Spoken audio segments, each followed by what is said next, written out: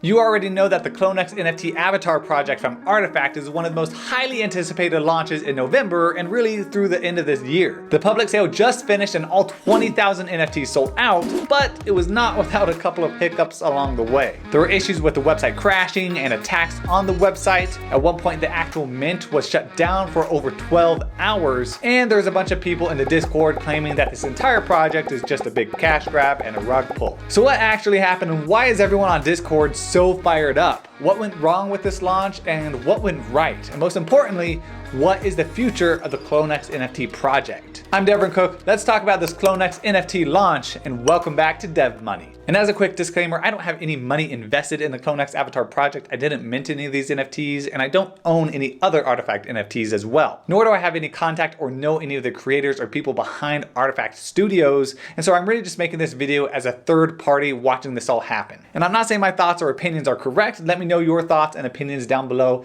I'd love to discuss it all with you. Now, a quick overview of this project. There were 20,000 of these Avatar NFTs, and 11,133 of them went to the pre-sale, which was on November 27th for 0.05 Ethereum each. And in order to have gotten access to that pre-sale that lasted 48 hours, you needed to have another qualifying RTFKT NFT within your wallet. And some of those qualifying RTFKT NFTs were going to be 10 to 15 Ethereum each. And once you had one of those qualifying NFTs in your wallet and the snapshot was taken, which recorded all of the addresses for the people that held those NFTs, you were airdropped a mint disc, which allowed you access to the pre-sale. I know that's a lot, but essentially that's how it all worked. And then the remaining 8,367 of the 20,000 total NFTs were available to be purchased during the public sale, which started on November 29th at 3 p.m. Mountain Standard Time, which is my time locally. And that was all going to happen with the Dutch auction starting at 3 Ethereum and ending with a floor price of 1 Ethereum. And if you're not aware how a Dutch auction works, it's just where the price starts at a high price and then every so often decreases by certain increments. And so with this CloneX project, it started at 3 Ethereum, and then every 30 minutes, it was going to be dropping by 0.1 Ethereum in price. And so that means after 10 hours, the price should have gotten to a floor price of 1 Ethereum, assuming they weren't all minted by that point. So those are all the details of this project going into the launch, and now I'm going to share with you a timeline of everything that transpired during the launch, which was yesterday, and there was quite a lot that went on. And I am filming this on Tuesday, November 30th, so if there is additional information that comes out at a later point, I'll have to include that in a future video. All right, and this timeline is all in Mountain Standard Time, which is my time zone, and so you'll just have to convert that to your time zone. So at 3 p.m. yesterday on the 29th, the public sale finally went live, which was great for a lot of people because this was much anticipated. But just 20 minutes into the launch at 3:20 p.m., they announced on their Discord that they had over 100,000 people on the website and that the website kept getting attacked. They said they were working hard to stop the attacks, and they weren't very specific about what kind of attacks were occurring on the website, but they said you could try clearing your browser cache or trying a different browser like Brave in order to get access to the mint. Because basically everyone was getting this message, which I got as well as I was monitoring this launch on the website, that said that you basically were gonna have to wait in line and that there wasn't an estimated time to get into this website. And this was really just due to a ton of traffic on this website that the servers weren't able to handle. And I know a lot of people had issues with this because they weren't able to get on and mint their NFTs right when the public sale went live, but keep in mind that it is pretty normal when websites get high traffic volume like this that they're gonna slow down and that there's gonna be some glitches and some problems. Not to say that the creators shouldn't have been aware of this and prepared for this. I think they could have done more, but just know that it's not abnormal to have website slowdowns when you have such high traffic volume. But this was just creating a lot of issues with people because they weren't able to get on and mint their NFT that they'd been waiting for, and a lot of people were worried that this project was gonna sell out right at 3 Ethereum and that the Dutch auction wasn't even going to step down in price. And there was also this glitch that people were getting that was saying that none of the 20,000 NFTs were minted and that the price was only 0.01 Ethereum. And so this was causing a lot of issues and people weren't very happy about this, but at 3:51, the team updated the servers, and at least on my end, I was able to get into the website and I wasn't having these issues that I was having before. So at this point, we were about an hour into the launch and people were minting these NFTs, but not quite at the rate that everyone was expecting. But then at 4:25 p.m., with almost an hour and a half gone by, the Dutch auction had dropped the price down to 2.8 Ethereum on the RTFKT website. But to make things even more interesting, the floor price on OPENSEA was 2.29 Ethereum. And we're gonna discuss this a bit more later on in the video. And then at 5:31 p.m. they announced on Discord and on Twitter that they were shutting down the mint entirely and they were locking people out of the website because there were too many attacks. price. And at this point, about 13,000 of the NFTs had been minted, so just about 2,000 NFTs were minted during the public sale, and the rest were during the pre-sale. And they said that the mint was going to start up again at 10 a.m. Pacific Standard Time on the 30th. And then from there, everyone went nuts on Discord saying all kinds of different things. A lot of people spreading FUD and a lot of people saying, hey, calm down. And so at 5:42 p.m., they shut down the Discord and no one was able to send any more messages. So that gave people some time to hopefully cool off. And then by 9:34 a.m. on the 30th, they announced a Twitter space that they were going to be holding for the community. And at 10 a.m., they held that space on Twitter. Obviously, it's Twitter Spaces. And then at 10:21 a.m., they announced that they were no longer going to be doing this Dutch auction and that everyone was going to have to mint the rest of them for 2 Ethereum. And on top of that, they announced that they were going to be giving away 1,000 of these CloneX NFTs from the total 20,000 NFT supply to people who had bought in during the pre-sale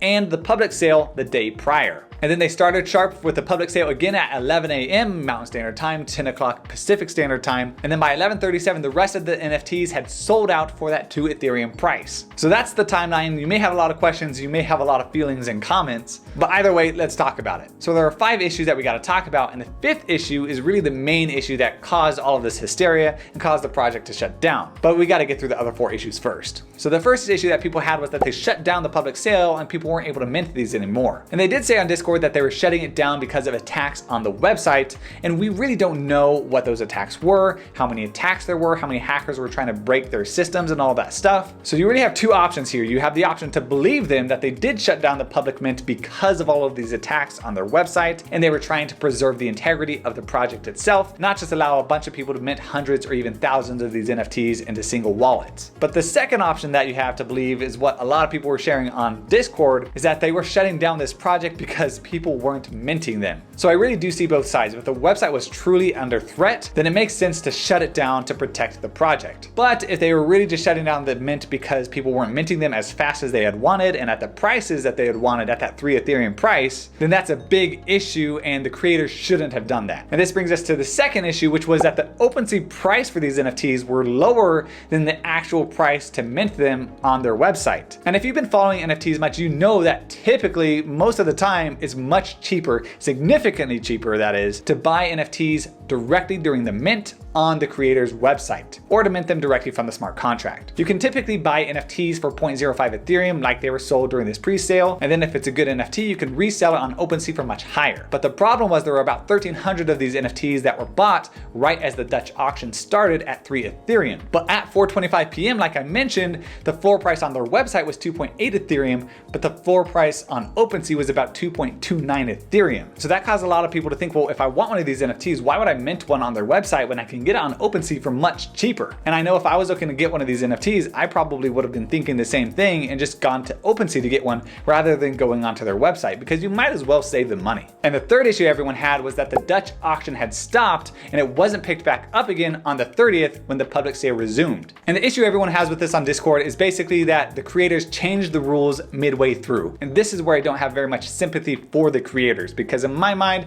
if you had said how you're going to release the project, you should have just kept with your word, even if the price was going down below the threshold that you actually wanted. But keep in mind, they set that threshold. They set the starting price at 3 Ethereum, and then they set the base price at 1 Ethereum. And so if they weren't comfortable with the floor price reaching 1 Ethereum and having every single one of those public sale NFTs sold for 1 Ethereum, then they should have changed their pricing beforehand. So I definitely think it was a bad move on their part to stop the Dutch auction. I think they should have just picked back up where they started and continued the Dutch auction like they had said from the beginning. But if there is a reason that I'm missing as to why they stopped the Dutch auction and just went to 2 Ethereum price, let me know down below in the comments, because to me, most of them don't make much logical sense. I know a lot of people in Discord have been saying that they changed it to just 2 Ethereum because the prices were dropping too low on OpenSea, but also they would have potentially dropped to 1 Ethereum during the Dutch auction. So they had to have been comfortable with that from the beginning because they set those prices like I just said. And if you want to look at another example, look at the VFriends launch back in May, and they had a bunch of issues during the public sale where people were seeing gas fees up to about $90,000 on MetaMask. So obviously no one was going to be minting those NFTs for those gas prices. And so that caused quite a few of the VFriends NFTs to sit for about a week at 0.5 Ethereum. Eventually they did all sell out, but they sat at the floor prices for quite a while. And at one point on OpenSea, the project reached a 21 Ethereum floor and are right now sitting around 8 Ethereum. So maybe I'm being a bit harsh on them for stopping the Dutch auction, but I do see VFriends as a great example of a Dutch auction maybe not working so well for the creators, but they stuck with it and it did end up paying off in the long run. from. And the fourth issue that has everyone all stirred up in the Discord has to do with the 1,000 NFTs that they're going to be airdropping. Basically, people are mad because they're including the people that bought in the pre-sale as eligible to get this airdrop of one extra CloneX NFT. And the community on Discord largely is saying that those that bought during the pre-sale for 0.05 Ethereum shouldn't be eligible, and that only those that bought during the public sale should be eligible. And some are saying that only those that bought at 3 Ethereum right as the public sale started should be eligible for that airdrop. And I do understand where they're coming from, because those that bought at 3 Ethereum, had they known that they were going to drop the price down to 2 Ethereum, probably would have waited until it was 2 Ethereum. But also those that bought at 3 Ethereum knew that there was a potential that the price could drop down to 1 Ethereum during the Dutch auction. And then there's the other side of the community that says that the pre-sale should be included because they bought these other artifact NFTs that were 10 to 15 Ethereum each just to get access to this pre-sale. And so basically this whole airdrop issue has everyone all stirred up as well. Now the fifth and main issue, the reason that everyone is actually all mad about this whole launch and how everything went down, is very simple. The only issue is that the price went down on OpenSea on the secondhand market and it didn't go up. Because if people had bought all of these NFTs until they sold out at the price of 3 Ethereum right when the public sale started, or even if they walked down the Dutch auction to 1 Ethereum and then they sold out, but on the secondhand market the price goes crazy high, no one would be mad, no matter what price they bought in at. You can't deny that 1 Ethereum, 2 Ethereum, even 3 Ethereum is quite a bit of money, especially for most people. And so when people are expecting to buy something for 3 Ethereum and then instantly have it go to 5, 6, 7, maybe even 10 Ethereum, but then it doesn't, it goes down in price, people get upset pretty quickly. And understandably so, I would be too. But you gotta remember that the market determines the price, and that's why nobody was minting these NFTs. And you can't try to artificially manipulate the price, especially during the middle of an NFT launch like this, and expect to have everybody happy with you. People typically aren't pleased when you change the rules of the game halfway through. You gotta remember that NFTs are very risky, even riskier than standard crypto. And also you have to understand that everyone who bought one of these NFTs bought one at the price that they were willing to pay, whether they bought in at 3 Ethereum or whether they bought in at 2 Ethereum, or if they bought another artifact NFT for 14 Ethereum so they could get one during the pre-sale. Ultimately, everyone who bought in bought at a price that they were comfortable with. So if you're one of those people that bought one of these NFTs, you can't really be mad at the creators or at someone else because you bought something and then it didn't go up in value. You ultimately made a decision and you made a risk, and sometimes those don't pan out very well. And also, just because it didn't pan out right now doesn't mean it won't pan out in the future. We really only have 3 options for this project or any project. Number 1, it could go down to 0, basically 0.0001 Ethereum, and sit there and never move. The other option is that it could stay right where it's at about 2.3 or 2.4 Ethereum and never really move much from there. And the third option is what everyone hopes for every project, that it goes up to 50 Ethereum or even 100 Ethereum. But the fact is that we don't know. None of us can predict the future, and we just have to make the most educated decision as possible. And then we have to live with that decision no matter how it goes. Because if this project goes to 0, and I'm not saying that it will, but if it does, everyone that bought in is going to get even madder than they already are. But the reverse is also true. If this project goes to a 50 Ethereum floor like Bored Ape Yacht Club, then everyone will be sitting there remembering the days when you could buy these NFTs for 2 or 3 Ethereum